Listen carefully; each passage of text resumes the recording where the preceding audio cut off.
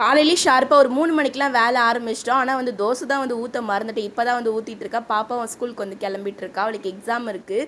சரி தோசை ஊற்றி கொடுத்தா அவள் ஒரு பக்கம் சாப்பிட்டுட்டு இருப்பாளே. என் வீட்டுக்காருக்கும் வந்து வச்சு கொடுத்துட்டேன். நான் வந்து அதுக்கப்புறம் தான் வந்து சாப்பிடுவேன். பீஸ்லாம் வந்து போட்டுட்டு பேக் பண்ணணும். காலையில் கொஞ்சம் ஆரம்பித்தா மட்டும்தான் ஈவினிங்குள்ளே நாங்கள் பேக் பண்ணி முடிக்க முடியும். இது ஏன்னா நானும் என் வீட்டுக்கார் 2 பேர் மட்டும் பண்ணுறதுனால தான் ஆர்டர் கொஞ்சம் அதிகமாக வரதுனால டைம் வந்து எடுத்துக்கொள்ளிங்களா. அதனால தான் வேலைக்கு ஆள் வைக்கலையான்னு சொல்லி கேட்டுட்டு இருந்தீங்க. வேலைக்கு ஆள் வைக்கிறது பெருசு இல்லைங்க. நம்ம வீட்டில் வந்து இடம் ரொம்ப சின்னதாக இருக்கிறதுனால மட்டும்தான் வந்து வேலைக்கு ஆள் வைக்காமல் இருக்கும். மாடியில் ரெடி பண்ணிட்டு இருக்கோம் சொன்னேன் இல்லைங்களா. அது எப்போ ரெடி பண்ணி முடிக்க போகிறேன்னு தெரியல. அது இன்னும் ஒரு 4 மந்த் 5 மந்த் கிட்ட ஆகும்னு நினைக்கிறேன். ஏன்னா அமௌண்ட் வந்து கையில் வச்சிருக்கணும் இல்லையா. அதனால கொஞ்ச நாள் கழிச்சு பண்ணலான் இருக்கோம். அது வரைக்கும் வீட்லேயே வந்து அட்ஜஸ்ட் பண்ணி வந்து பண்ணிக்கலாம்னு சொல்லிட்டு வந்து இன்னைக்கு தம்மடை வந்து பேக் பண்ணி எடுத்தாச்சு. ஒருத்தவங்க வந்து அந்த பூ ஷேப்பில் வந்து இருக்கும் இல்லையா, அதுவும் வந்து கேட்டிருந்தாங்களா. ஒரு 4-5 பீஸ் கிட்ட வந்து கேட்டிருந்தாங்க. அதுவும் வந்து கொஞ்சம் போட்டுட்டேன். அப்படியே வந்து மெல்ட்டிங் சாக்லேட் பாருங்கள், நல்லா மெல்ட் ஆகிடும். டக்குன்னு பேக்கிங்கில் வந்து பேக் பண்ணிடணும், இல்லைனா ஃபுல்லாக சாக்லேட் கீழேயே ஊற்றிடும்.